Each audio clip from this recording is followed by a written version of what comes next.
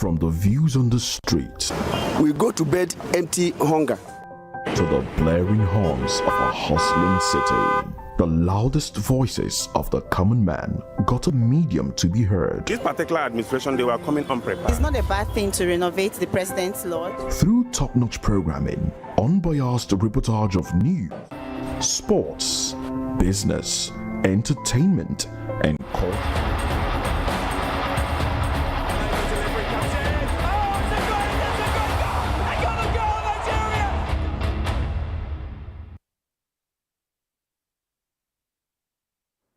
Hello and welcome to Locker Room on VOP TV. I am Jerry Apelahai and I'm thrilled to be your host for today's football extravaganza.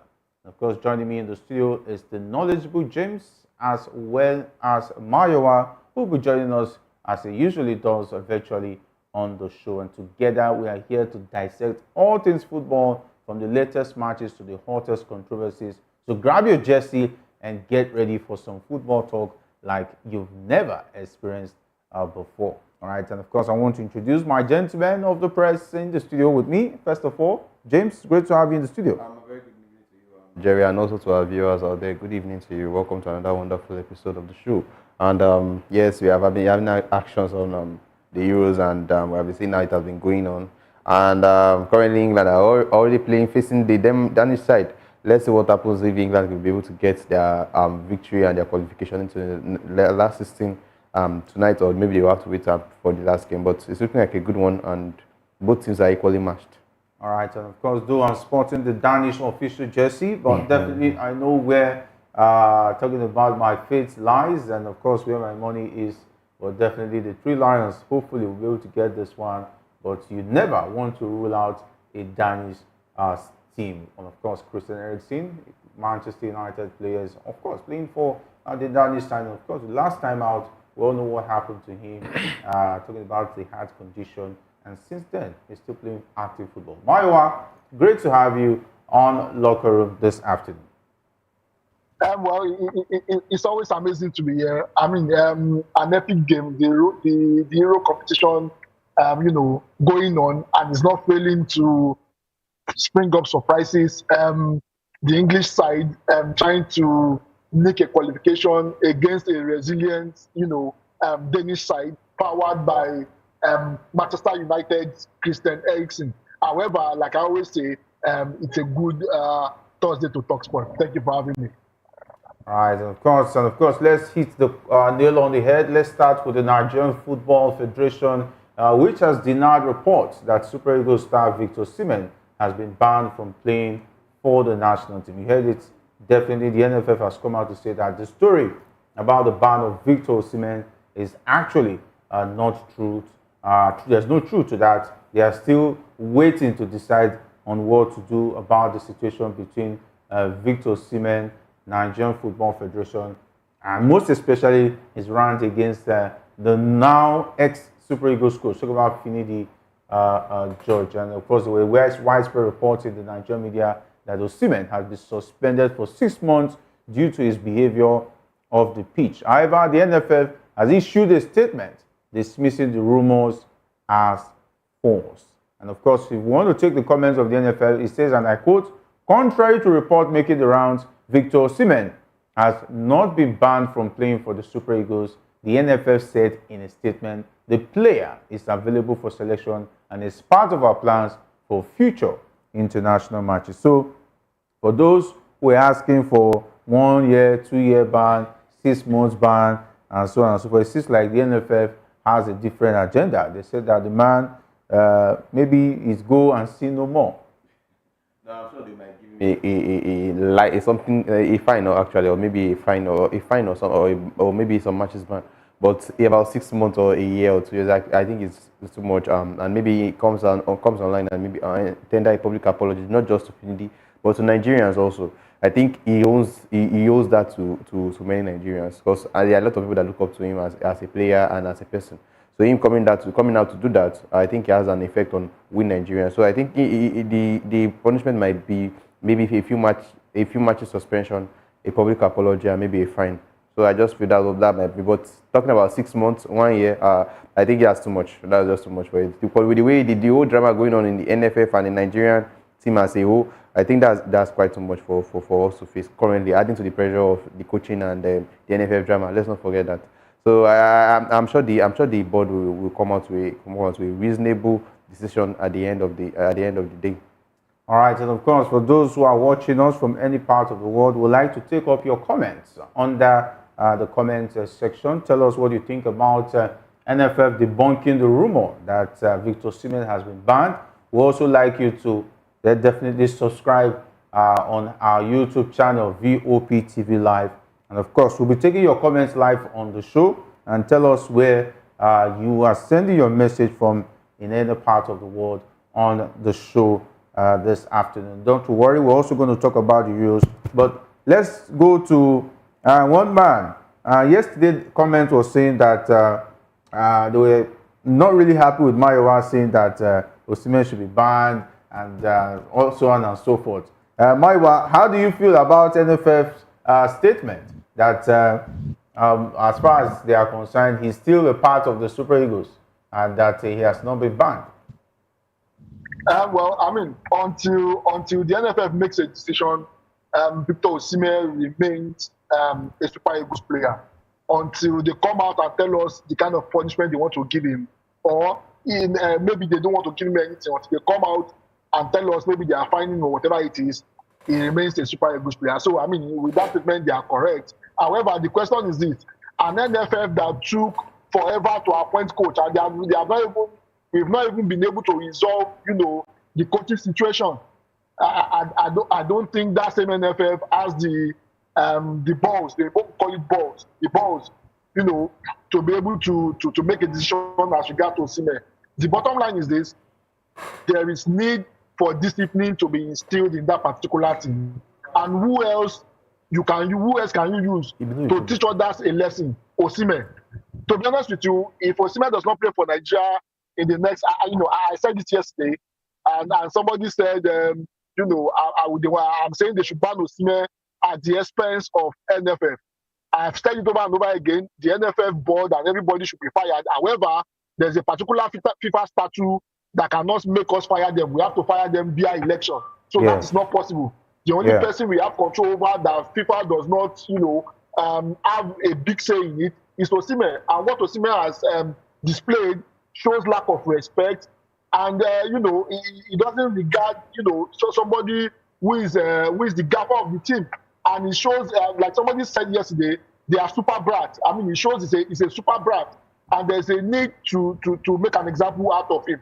I mean, it won't be bad if they give him a 6-month ban or a 1-year ban. To be honest with you, whether he plays or not, the Super Eagles will not fold up. As they usually say, soldier go, soldier come, barrack remains. Yes, the worst that will happen is we will not qualify for the World Cup. And even at the moment, we are not even sure of qualification. So what are we going to lose if we make Osimhen an example? It's just to teach the other boys that they shouldn't do that. To be honest with you, I think the NFF should just do in time and let us know exactly where they stand on this matter, whether they are supporting the discipline or they want to take a stand as regards players that don't regard, the coach and the country. To be honest with you. But I know you are coming from the statement already says it. It looks like they are not going to be giving him a slap in the hand. But coming from another angle, let's not forget, you are saying this. You want the Super Eagles to be the NFF to be better. The Super Eagles to have a certain do rules that you should not be doing.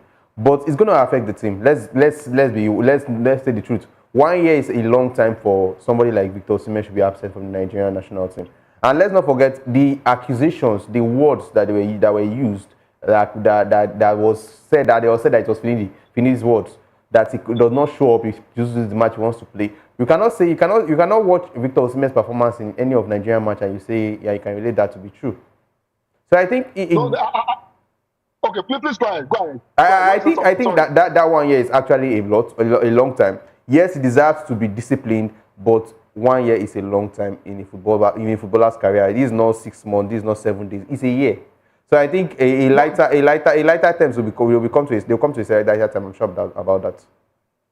No, the reason why I'm saying they should come out on him is this: for the fact that the first of all, something we established yesterday was this: Osimhen himself is a brand. One. Two, he's the current African Footballer of the Year. What highest honor can you get more than that on the African scene? For the fact that, a whole lot of younger, guys will be looking up to you and the rest of that, and you are an ambassador of CAF and even the Super Eagles at large, we expect some form of decorum from him. And that is the reason why he should be made an example of. You remember when I was talking about Mido yesterday? Mido was one of the best players of Egypt in that particular competition. He was playing in England then, I think Tottenham Hotspur, if I'm right. He was one of their best talents. He was even the best. He was even the best guy on the Egyptian national team. The coach took him out, and he had a spat with the coach, and that was the end of Mido's career. I mean, the Egyptians did not die. Even after him, they qualified for the World Cup without him being there. So, I mean, to be honest with you, for the fact that, he's supposed to, he's a brand ambassador, for the fact that he's supposed to know better with the kind of success he's been able to achieve, then that's why the punishment is really important, to send a message to other people in that team that has not attained the kind of success he has attained. It's not a matter of sending a message, but the question we want to ask is this: the people that want to give the judgment, are they even capable of giving the judgment? Are they even capable of? Are they fix their own problems first before coming out to judge? Are they fit to even dish out punishment when they themselves, they know nothing about football? They are even clueless on how to run the federation. I mean, what Osimhen did is a reflection of the NFF itself. It's a reflection of the NFF itself, and we have a huge case of our hand now. NFF does not have equity. They don't have enough equity to be able to bring Osimhen to justice, because they themselves they have questions to answer. It's just unfortunate, to be honest with you. It's just unfortunate that we find ourselves in this kind of situation, to be honest with you. All right, and of course, I feel your pain, Maiwa. Definitely, it looks like the NFF is not on top of the situation, but it looks like their hands are tied because they don't know what to do. It's quite unfortunate that this is happening at this point in time. We've seen even bigger coaches, as far as the local team is concerned. We've seen coaches handle players who were even bigger than Victor Osimhen back then in the Super Eagles. And unfortunately, Finidi George looks like he was not given all the necessary trust. But with what happened in the two World Cup qualifiers, it was now difficult for them to stand behind Finidi George. They were not. Let me make this clear. From the onset, I don't think they wanted to stand in his. It was Finidi versus the NFF. It was from the onset. So not like when that eventually happened, so they took opportunity of that. And let's not forget, Pessero's first, I think Pessero's first 2 or 3 games, I think his first 5 games he was able to get just 2 victories in the first 5 games, and he lost his first 2. He didn't get full point against the first 2. So why they're just making it like, okay, since we need it, you had no our choice before. The quality now, of those games also definitely, matters. And Finidi also contributed to his problem. We always said that. Starting Paul on that. He contributed to his own problem. It's not like the NFF were totally at fault for his departure. Correct. He had cheated of his own problem. What about the likes of Victor Boniface? He added to his problem. Bringing in Tanima. I saw a comment on that one of our sister programs where they were blaming us for talking about Tanimo. The guy is actually a promoter of the Tanzanian League. You cannot compare the quality of Tanzanian League to the Nigerian Professional Football League. Anytime, any day. We can take that to the bank and cash it out. All right, let's go back to more update this time around, where former Super Eagles player Peter Agawa has alleged that the NFF does not have the financial capacity to pay a foreign coach. Agawa expressed his concerns over the NFF's ability to attract and retain top-class coaches, saying that the federation's financial limitations are a major obstacle.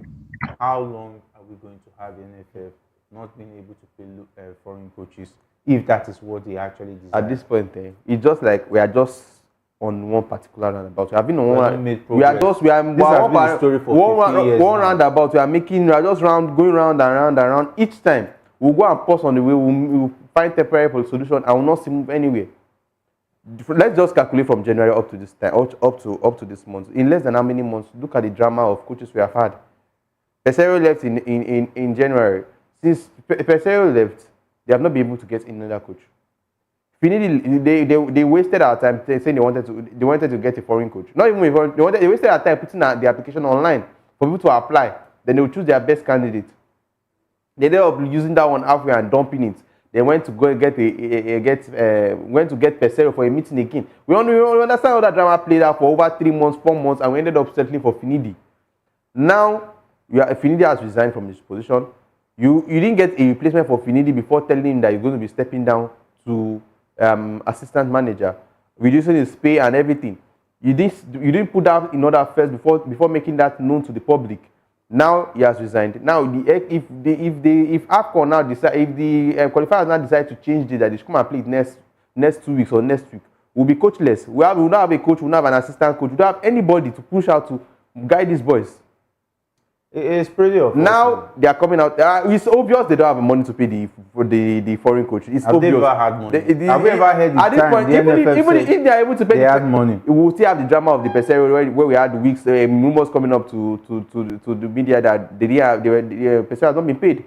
And then don't forget, it's not just Pesero. The Super Falcons head coach around the world also had the same experience. Yeah, pretty sad. So it's not just the Super Eagles alone. We keep on having the same drama over and over again, and it's not helping matters. Definitely, it's not helping matters. Mayowa, definitely, it's always the story. The NFF does not have money to always pay foreign coaches, but somehow they collect FIFA allowances, FIFA bonuses, appearances, fees, and so on and so forth. What is that money? This is the same team that went to the AFCON finals. And I'm sure they got money from it. Yes. They have not done anything since. You didn't pay coach again. Coach left after AFCON. Did you pay coach again? You didn't pay any coach still. Finidi collected 15 million. He didn't even work for 1 month. Or maybe they will say the flights going to honor Benin Republic game. And Uyo, from Uyo, flying them to Benin and flying them back. And the accommodation, right? That you finish the whole money that and they gave us. Most of the time, it's the governors that host the Super Eagles. They pay for their accommodation. Wherever state they play. It's rather embarrassing. Mayowa, when are we going to have the end of talking about the Super Eagles handlers? Talk about the NFF not having money to pay coaches. In the words of I mean, James mentioned something. The Super Falcons coach, Waldrom, right? Yeah. Should I shock you? He's still being owed money. The poor guy survives on his other job in the US. That's how he's surviving. He's still being owed money. They've not resolved that, and that is ongoing now. Very soon, we'll soon hear the news. However, coming back to the issue of they don't have money all the time, we've said it. I mean, Victor Ekpeba was very right. Victor Ekpeba is part of the technical committee. He came out and he said, when they newly appointed Finidi, he came out and said the reason why they appointed Finidi was because they don't have money. Right? And I said yesterday when I was talking about this matter, that suddenly the money they don't have has suddenly appeared. Now they have money to hire an Oyinbo man. See, they are just making us as a joke. To be honest with you, they are just making us as a joke. It doesn't make any sense. We all know that they don't have the money. If they have the money, they would have gotten the best of the best. To hire a coach is not that difficult. You agree to a contract, and the coach come and you start paying him. I mean, they were owing Pasero. They even told Pasero that they were going to reduce his monthly pay. They even told him that. I mean, so suddenly now you are not talking about foreign coach. I mean, to be honest with you, I've said it over and over again. What we are seeing now is a product of quota system. It shows that the guy in the glass house does not know his left from his right. And I hope that the associations, the various FAs across the country, I hope they are taking note. When it's time for us to elect another NFF president, we elect the right person, not because of he's coming from a particular region, is that region's turn, and the rest of that. Until we do that, we'll continue to have this kind of situation. I mean, it's also appalling that the biggest brand in Africa, the supposed biggest brand in Africa, we are struggling to even hire a coach because they have mismanaged funds. And another question is this: what is the EFCC doing? What is the EFCC doing? They are busy chasing after Yahoo boys. They will say it's government interference and they'll report us to FIFA. Then FIFA will raise the hammer. That is the usual status. They are looking for 19 and 20 boys in their 20s. Yeah, Jerry, sorry. When you remember the FIFA scandal, one who got involved, there was FBI, there was a The lot Swiss of government also got involved. How they were come? involved. So I mean, if FBI and co can be involved in the corruption case of FIFA, then FIFA should let us handle these people. Should let corruption agencies handle these people. That's not interference. If you have been giving money, you should be able to account for the money you have been giving. Yes. You should be able to account for it. How can you say we went to the final of the Nations Cup and you are coming out to say we don't have money to pay? Are you serious? How much is the coach that they want to hire? How much is the coach going to get? To be honest with you, I just hope the FA guys, the various associations, they are taking notes and they are ready to vote competent people to run our football. Nigerians don't learn. Don't even let's cut out from the. Okay, let me not even come into politics. In Nigeria as a whole, there's no hope. This is crazy. We will still be expecting the same thing, and I think Gusau still has about 3 years or 4 years. 2 more years.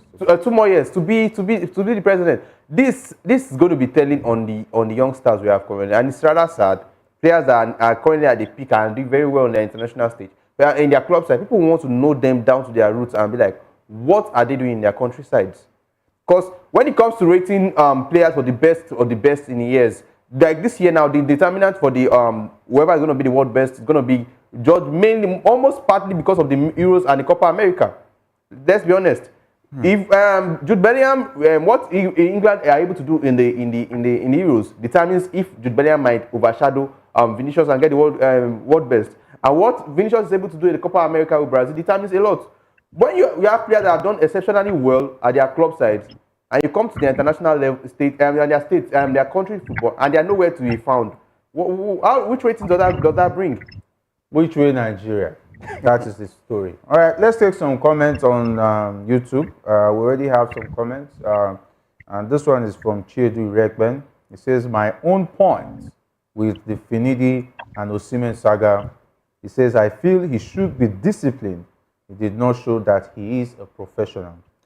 Thank you very much, Chiedu. He also says, I really like the shades you guys give on the show.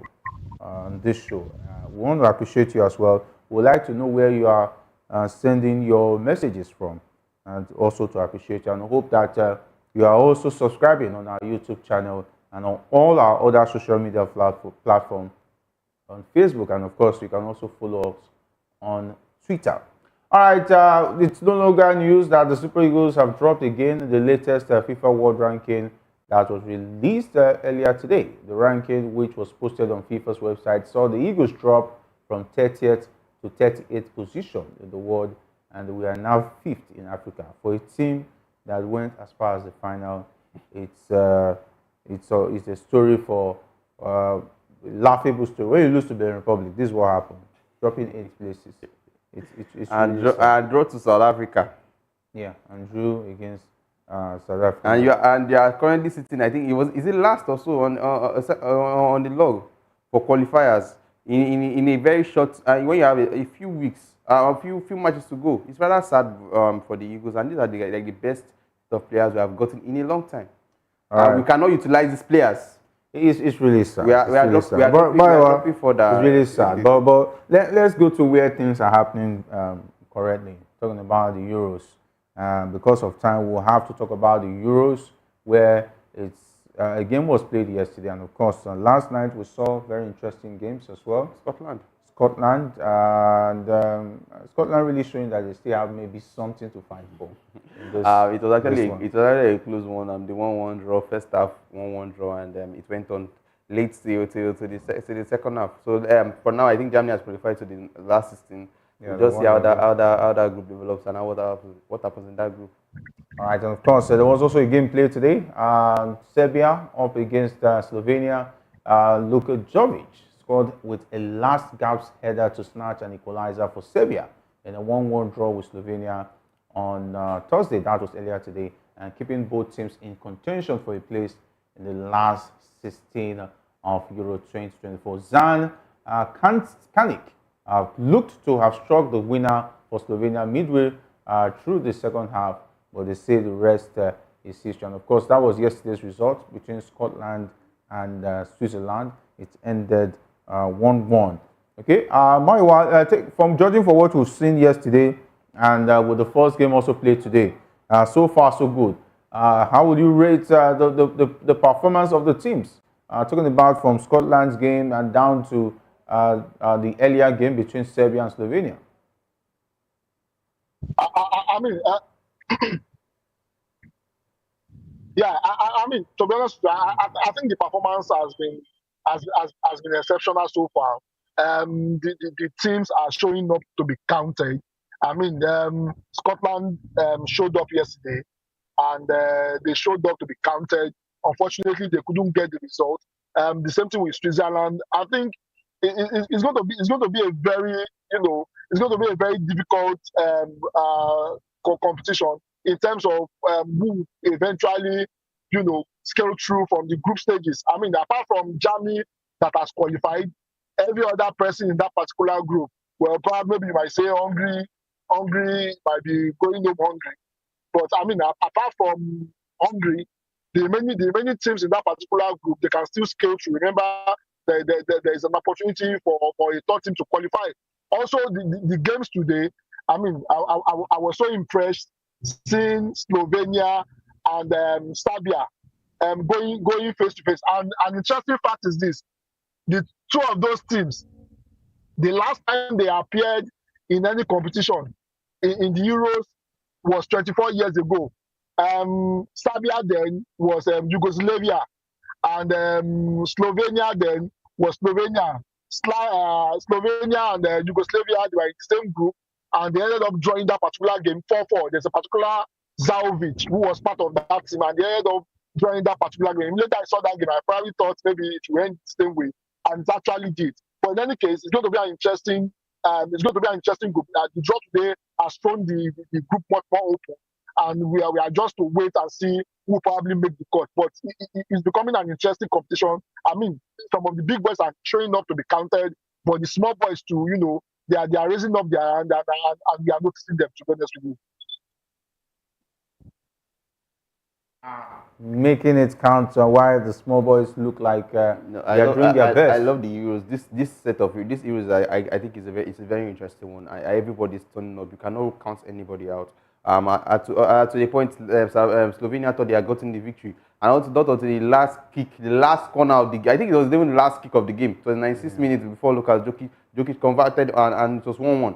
Now they have anything to fight for going into the last game. If whoever wins now qualifies to the next stage. So I think I don't think there's any small country at this point, because everybody's turning up. Everybody's turning up at this point. Yeah. We saw Turkey, Georgia, Albania. We saw Albania also do the job. Croatia, who we thought would be a threat, is also not performing.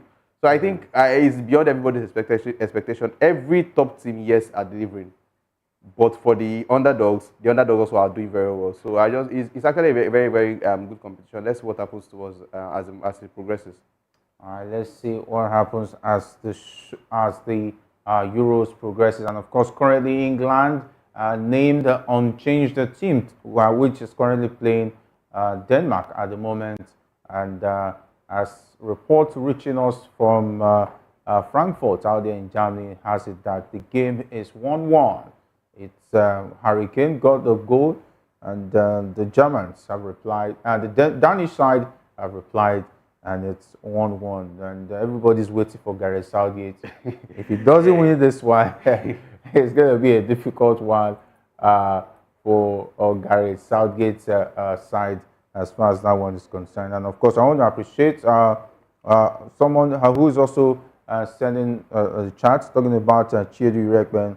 She has just told us that she's actually a female. From all the way from Canada. We appreciate you. We would also like you to subscribe on our YouTube channel and follow us on Twitter, as well as like our page on Facebook. We are waiting for what England is going to do, because I told you when the lineup came out, I was still seeing the same lineup as what they used against Serbia in the first leg. I thought this match is not going to be an easy match. They were lucky to escape against Serbia because the Serbian side lacked midfield. The midfield was more of they were more aggressive and wanted to mark and pressure. But this Danish side, who have a good team, a fair team, let me use a fair team, who has a good midfield, I'm sure it's going to be a difficult one for them. And currently it's 1-1. Let's just see what Southgate can do. I don't see a Trent Arnold as a midfielder. I will never see him as a midfielder. A midfielder job is more than passing. I think the ability to scan and look for the right passes before the ball gets to you is one key factor that I don't see Trent Arnold as.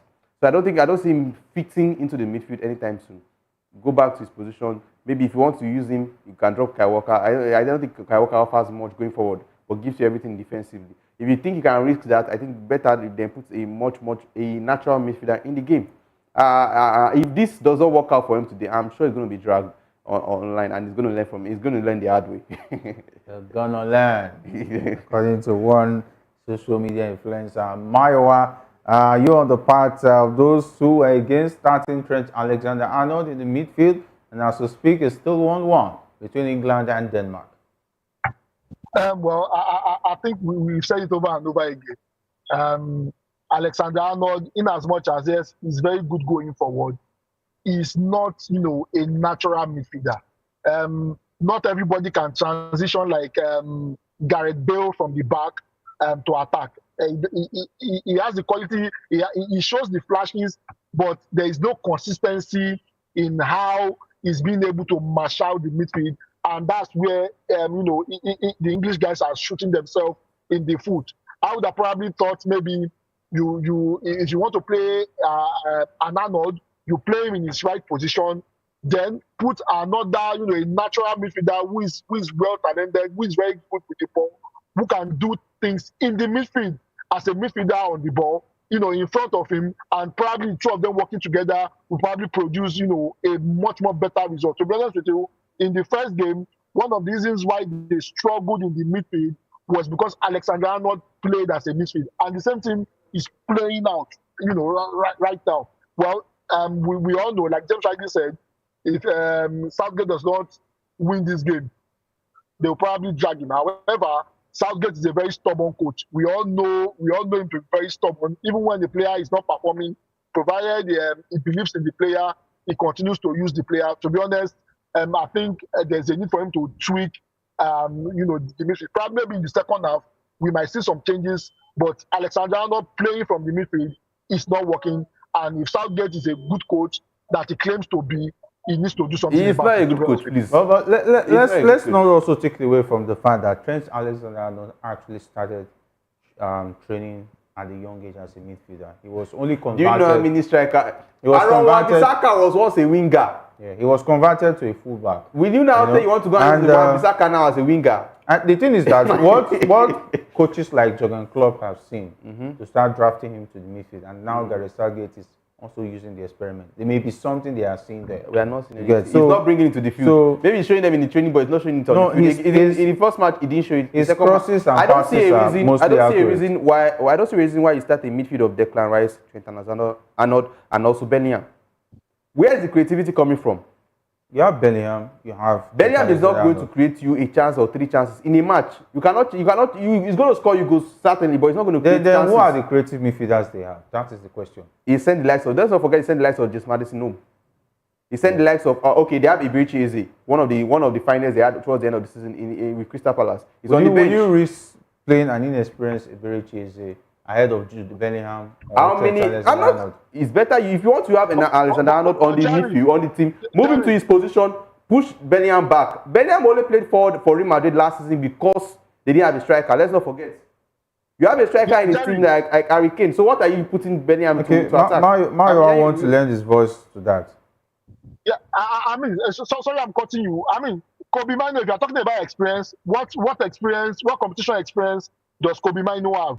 Kobe Mino was brought in the last game, and he played very well when he came in. Yes, he didn't start the game, but he was brought in from the bench, and he did his best for the English national team to ensure that their position did not equalize. So Eberechi Eze is more creative than Alexander-Arnold in the midfield, and it's going to give them a whole lot of impetus going forward.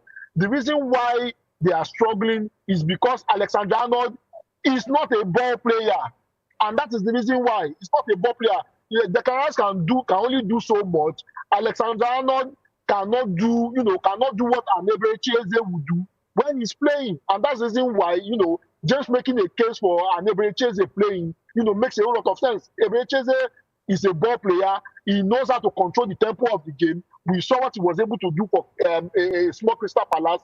If he comes in, he will be able to do much more better than an Alexander Arnold, to be honest with you. And that's just what the English side is missing at the moment. All right, and of course, let's see how that one pans out. And eventually, when we make a return tomorrow, we'll be able to give you update as far as that match is concerned. And as we speak, it's still 1-1 between the Danish national team and the Three Lions of England. And let's talk about the Italian game before we wrap it up, where the Italian manager Luciano Spalletti said his side will play as elegantly as if they were dressed in their Giorgio Armani suits during tonight's meeting with Spain, but they are ready to get themselves dirty if required. All right, the man is already talking about the swag, and he's saying that they are not going to sweat it, but when it comes to that, they will also do anything to make sure they win. We know what Spalletti does. Minus being an Italian, Spalletti has on his own. We know the kind of person he is. We know the kind of manager he is. Now adding into this Italy side, come on, I think this tonight's match is going to be a very, very tough one. We cannot even guess who's going to come out winner, come out victorious. Yes, Spain did very well their first game. I think they won 4-1 or so. And also, let's not forget, Italy struggled a little bit against Albania. But the Albania side, credit to them, a good team. They came back from behind. Italy were able to come back from behind and win 2-1. But I'm sure this Italian side are not going to be a pushover for the Spanish tonight. It's going to be a close one, and it's going to be a tough one. Right. It's going to be a tough one. Definitely. So let's just see what happens. If Spalletti side can come up with a victory. All right, and of course, where's your money on Mayowa? Spain versus Italy. Well, my money is on the small boys of Spain, Yamin Lama and the rest of them. I'm still looking forward to how they are going to handle the Italians. To be honest with you, I think the Spanish side might just do one on the Italians. The small boys, they are really showing class, and I want to see what they will do. So if you ask me, I would say I will give it to the Spanish side 70%, while 30% goes to the Italians to win. To be honest with you. All right, of course, so much going into that game. The last time they met at the last Euros, Italy won that game on penalties. So there's already some scores to settle between the Azuris and the Spanish La Roja side. Okay, so much to talk about, and the exciting world of football, but time really not our friend. We just have to wrap it up here on Locker Room this evening. And of course, we want to appreciate all those who have been a part of the show from the beginning and down to the end. And of course, those who continue to support us and continue to subscribe on all our platforms. Don't forget, subscribe with us on YouTube, on our YouTube channel at VOP TV Live. Also do that on Facebook, as well as follow us up on Twitter. Continue to drop the comments and tell us where you are commenting from. We'll continue to appreciate you as you do that. And of course, Chedu, special appreciation to you for being a part of Locker Room this evening. Of course, it's been a pleasure having you as well, James. Yeah, it's nice being here. Thank you for having me. All right, a big thanks to Mayowa for being a part of the show as well. Well, it's always amazing to be here. I just hope that, the cinema drama that NFF is acting, I hope they will finish it on time so that we can know where we are going. Good afternoon. All right, watch out for part 2. All right, it's just like Nollywood. This one is season 2. All right, big thanks to the guys behind the scene, talking about the lives of Shegun, Sam, Jerry, Maya, and of course, not leaving out Ikechukwu. My name is Jerry Apelahai, saying thanks for being a part of the show. Until we meet again, stay safe, and if not anything at all, do it the sport way.